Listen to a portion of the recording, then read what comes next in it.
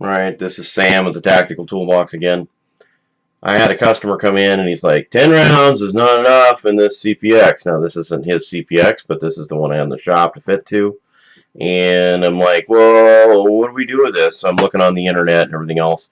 And just a cut to the shortcut, here's all the stuff that I found that was difficult enough for all you people that maybe want to do this that couldn't find. First of all, the magazine for the CPX was based off of the Smith & Wesson 59 magazine. I remember this from like, I don't even know why I remember this, but a long time ago, I read that and I was like, oh yeah, they built these on the 59 magazine. I think it was because the Kel-Tec P11 was made on the built off of this design, so it has the same tube and everything. So I'm like, oh, I can do this. Look on the internet, and all I get is like I get one really good ghetto video where a guy was using pliers to cut out this hole. So the problem with the 59 magazines and the P11 magazines and the CPX was they decided to put this hole here a little bit higher, the mag catch hole. So I don't know what it is, how much higher it is, but it's a little bit higher. It's hard to measure that because where are you going to measure from? I can only measure the width of the hole, and it doesn't mean anything compared to a magazine that maybe has a different width hole to begin with. So either way, what I did was I decided to modify the Smith & Wesson Model 59 20-round magazine so this guy has increased capacity. What did I do? Okay, there's two things that need to be done. The first one is the hole needs to be widened out on the side that's going to be used. So it's got to be matching on that side. These have holes on both sides, so this is irrelevant. Just need to be on this side that you need to adjust that.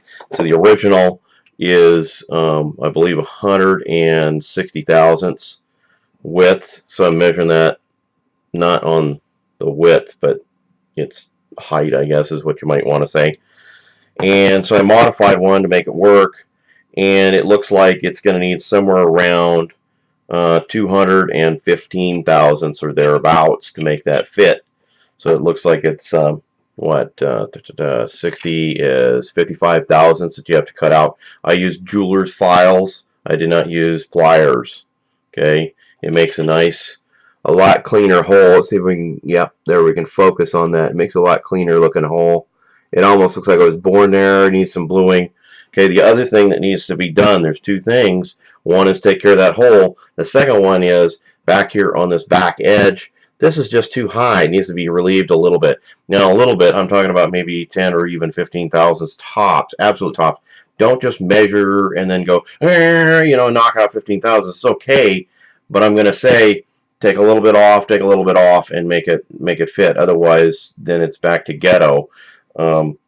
Yeah, I'm not going to say your gun's going to vary that much, but maybe the Smith & Wesson 59 magazine you picked isn't built to these exact specs from Mec Gar. So, I mean, I suspect to be fairly close, but just starting cutting away, you might end up with these feed lips too low.